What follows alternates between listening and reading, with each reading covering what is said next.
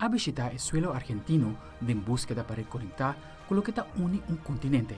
El trofeo es una bonita obra elaborada de 950 platas de exportación, que guardo comprar para 3.000 placas suizas. La joyería importada es base de trofeo de Francia y después elaborada en Buenos Aires el diseño original y la pieza final.